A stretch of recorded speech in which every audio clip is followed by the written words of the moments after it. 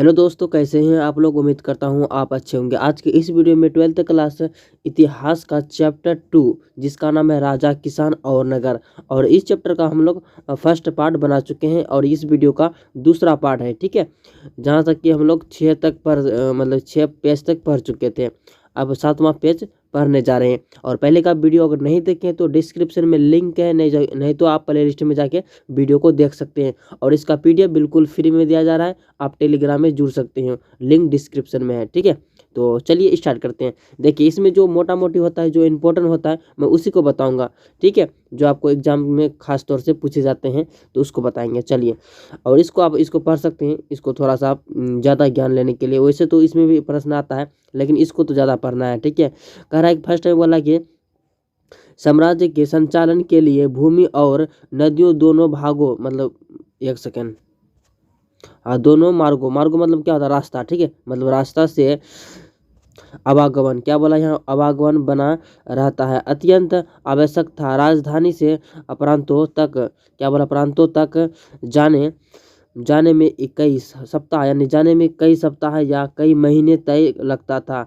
ठीक है, लगता था। और इसका अर्थ यह है कि यात्रियों के लिए खान पान यानी खाना पीना व्यवस्था और उनकी सुरक्षा भी करनी पड़ती थी होगी, यानी आप सुरक्षा तो करना पड़ेगा ना, ये पूछ रहा है। यह स्पष्ट प्रतीत होता है कि सेना सुरक्षा, मतलब सेना जो सुरक्षा, सेना मतलब जो सेना रहता है, सुरक्षा का एक प्रमुख माध्यम रही होगी। मेगास्थनीज ने सैनिक गतिविधियों के संचालन के लिए एक सीमित, क्या बोला, एक सीमित और 6 उपसमितियों, क्या यहाँ लिखा है, उपसमितियों का उल्लेख क्या है। इसमें से एक का काम क्या बोला, एक का काम नौसेना, एक का काम क्या है नौसेना का संचालन करना था। तो दूसरा यातायात मतलब रास्ता आने जाने का यातायात और खान पान का संचालन करती थी। तीसरी काम यानी पैदल सैनियों के, मतलब कि सेनाओं को, जो सैनिक होते हैं, सैनिक का संचालन। चौथी आवश्यकता यानी चौथी काम है अश्वारियों, क्या बोला, अश्वारियों। पांचवी काम क्या है, रथारोहियों तथा छठी काम हाथियों, मतलब हाथियों का संचालन करना, मतलब चलना, संचालन करना। दूसरी उपसमिति मतलब दायित्व, क्या है, दायित्व विभिन्न प्रकार का था। उपकरणों यानी उपकरण में समझते हैं, डिवाइस, उपकरणों के ढोने के लिए बैलगाड़ी की व्यवस्था, सैनिकों के लिए भोजन और जानवरों के लिए चारा मतलब खाना पीना जानवर का, ठीक है, व्यवस्था करता था।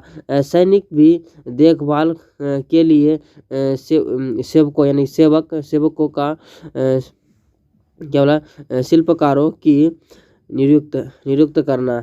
चलिए आगे देखते हैं, इसको याद रखेंगे, इसी से प्रश्न पूछेंगे आपको बीच से उठा के। ठीक है, चलिए आगे बोला जा रहा है, अशोक ने अपनी साम्राज्य को अखंड बनाए रखने के लिए प्रयास किया। ऐसा उन्होंने अशोक धर्म के प्रचार द्वारा भी किया। जैसा कि हमने भी अभी ऊपर पढ़ा, धर्म की सिद्धांत बहुत ही साधारण और सार्वभौमिक थे।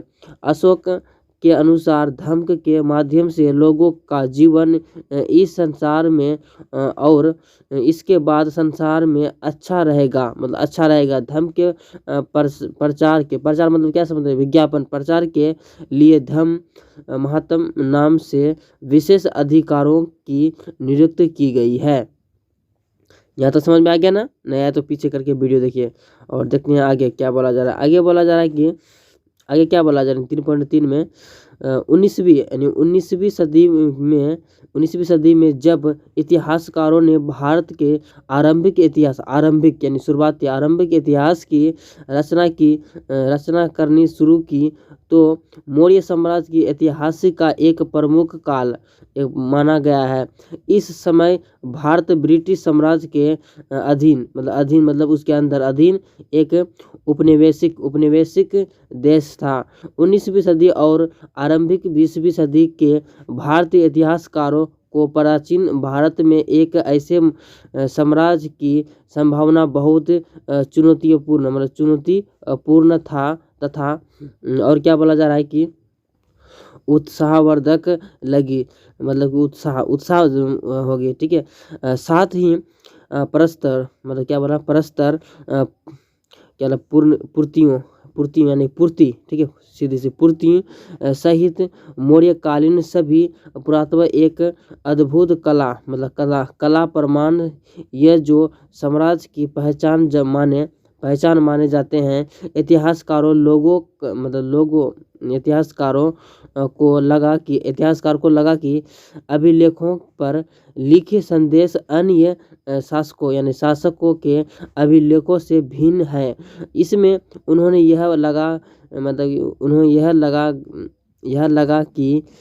उसको लगा कि अन्य राजाओं की अपेक्षा अशोक बहुत ही शक्तिशाली, यहाँ एक वर्ड हो गया, बहुत ही शक्तिशाली और पश्चिमी शासक थे। साथ ही वे बाद के उन राजाओं की अपेक्षा विनीत भी थे जो नाम के साथ ही बड़ी बड़ी उपाधियों जोड़ते थे। इसलिए इसमें कोई आश्चर्यजनक बात नहीं थी कि 20वीं सदी के राष्ट्रवादी नेताओं ने भी अशोक को प्रेरणा का स्रोत माना। ये जो आपको साउंड आ रहा है ना, बगल में शादी है इसीलिए, ठीक है, तो उस पर ध्यान नहीं देंगे आप, खास तौर से पढ़ाई में ध्यान देंगे। ओके, चलिए आगे बोला जा रहा है कि राजा किसान और नगर। ठीक है, राजा किसान और नगर, अब देखते हैं, इसको पढ़ना स्टार्ट करते हैं। देखिए, फिर भी मौर्य साम्राज्य कितना महत्वपूर्ण था। यह साम्राज्य मात्र डेढ़ सौ साल तक ही चला पाया, जिसमें उपमहाद्वीप के इस लंबे इतिहास में बहुत बड़ा काल नहीं माना जा सकता था।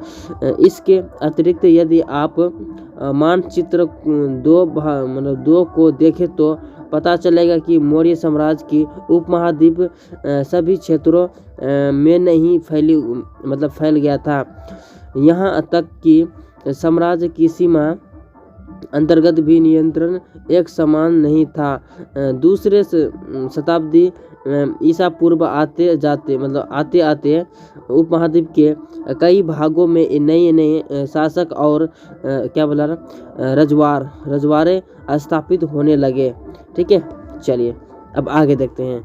आगे बोला जा रहा है कि राजधर्म के नवीन सिद्धांत यानी कि राजधर्म का नया सिद्धांत। ठीक है, चलिए आगे देखते हैं। आगे बोला जा रहा है कि क्या बोला, उपमहाद्वीप के दक्कन और उससे दक्षिण के क्षेत्रों में स्थित तमिलकम अर्थात तमिलनाडु एवं आंध्र प्रदेश, केरल, कुछ हिस्से में चोल है लिखा हुआ, ठीक है, चेल पांड्य जैसी सरदारियों का उदय हुआ। यह राज्य बहुत ही समृद्ध और अस्थायी सिद्ध हुई। ठीक है, अस्थायी सिद्ध हुई। आगे बोला जा रहा है कि सरदार और सरदारनी, क्या बोला, सरदार और सरदारनी, इसके बारे में डिटेल से पढ़ना। देखिए, सरदार एक शक्तिशाली व्यक्ति होता था जिसका पद विषानुगत भी हो सकता है और नहीं भी उसके समर्थक उसके खानदान के लोगों में सरदार के कार्यों में विशेष अनुष्ठान का संचालन, युद्ध के समय नेतृत्व करना और विवादों का सुलझाना माध्यम। ठीक है, और क्या बोला है, मध्यस्थता में भूमिका भी निभाए। ठीक है, शामिल वह अपने अधीन लोगों का भेंट लेता था, जबकि राजा कर वसूली करते थे और अपने समर्थक के उस भेंट का वितरण करता था। सरदारी के समाजीय कोई भी अस्थायी सेना अधिकार नहीं होते हैं। ठीक है, चलिए आगे देखते हैं। आगे बोला जा रहा है कि हमें इन राज्यों के बारे में विभिन्न प्रकार के स्रोतों के जानकारी मिलती है।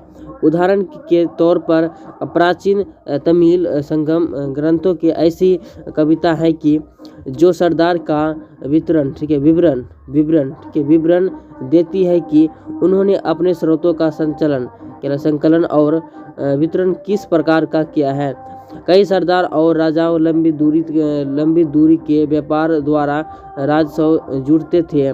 इसमें माध्यम से ठीक है, इनमें लिखा हुआ, इसमें इसे बोलते हैं। इनमें मध्यम और पश्चिम भारत के क्षेत्रों शासन के वाले सातवाहन समझ सकते हैं। ठीक है, सातवाहन लगभग द्वितीय शताब्दी ईसा पूर्व से द्वितीय ईस्वी तक और उपमहाद्वीप पश्चिमोत्तर और पश्चिम से शासन करने वाले मध्यम से एशियाई मूल के शक शासन शामिल थे। इसके सामाजिक उद्गम के बारे में अधिक जानकारी तो नहीं, लेकिन जैसा कि हमें सातवाहन शासकों के बारे में अध्याय 3 में पढ़ेंगे कि एक बार सत्ता में आने वाले बाद उन्होंने ऊंचे सामाजिक अस्तित्व का दावा कई प्रकार से किया है। ठीक है, चलिए आगे देखते हैं, यानी कि अब पढ़ते हैं 9वां पेज। आगे बोला जा रहा है कि देखिए, आगे बोला वैदिक राजा। क्या बोला? वैदिक राजाओं के लिए उच्च स्थायी प्राप्त करने का एक साधन विभिन्न देवी देवताओं के साथ जुड़ता था। मध्य एशिया से एशिया से लेकर पश्चिमोत्तर भारत तक शासन करने वाले कुषाण कुषाण शासकों के लगभग प्रथम शताब्दी ईसा पूर्व प्रथम शताब्दी तक इस उपाय का सबसे बड़ा अच्छा उदाहरण ठीक है प्रस्तुत किया। कुषाण ऐतिहासिक की रचना अभिलेखों और साहित्य परंपराओं के माध्यम से की गई है, जिसमें जिस प्रकार के राजधर्म को कुषाण शासक ने प्रस्तुत करने का इच्छा उसका पश्चिम सर्वोत्तम अनेक सिक्का और मूर्तियों के प्राप्त होता है। उत्तर में मथुरा के पास माट के एक देवस्थान पर कुषाण शासक की विशाल मूर्तियां लगाई गई थी। अफगानिस्तान के एक देवस्थान पर भी इसी प्रकार की मूर्तियां लगी गई है। इतिहासकारों का मानना है कि इन मूर्तियों की जरिए कुषाण स्वयं के देवलूय प्रस्तुत करना चाहता है। कई कुषाण शासक ने अपने नाम के आगे देवपुत्र की उपाधि भी लगाई थी। संभव वे इन चीनी शासकों के प्रेरित हुई लोग होंगे जो स्वयं के स्वर्गपुत्र कहते हैं। 4वीं शताब्दी के ईसा गुप्त साम्राज्य के साहित्य के कई बड़े साम्राज्यों के साक्ष्य क्या मिलते हैं। इसमें कई साम्राज्य के सामंतों पर निर्भर थे अपना निर्वाह वे शासकों का आदर करते थे और इनकी सैनिक सहायता भी करते थे, जो जो सम्मानित शक्तिशाली होते थे वे राजा भी बन जाते थे, और राजा दुर्बल होते थे वे बड़े बड़े शासकों के अधिक हो जाते थे। गुप्त शासकों का इतिहास साहित्य, सिक्कों और अभिलेखों सहायक से लिखा गया है। साथ ही क्या बोला कवियों द्वारा अपने राजाओं का स्वामी की प्रशंसा में लिखी प्रस्तुति परिस्थितियाँ भी उपयोगी रही है। यद्यपि इतिहासकार इन रचनाओं के आधार पर ऐतिहासिक तत्व निकालने का प्रयास ठीक है। यहाँ तक क्लियर हो गया ना। चलिए, तो हम लोग ने 9 चैप्टर तो यहाँ तक क्लियर कर दिए हैं, और बाकी का मतलब कि चैप्टर अगले वीडियो में पढ़ाएंगे। तब तक के लिए मिलते हैं एक नेक्स्ट वीडियो में।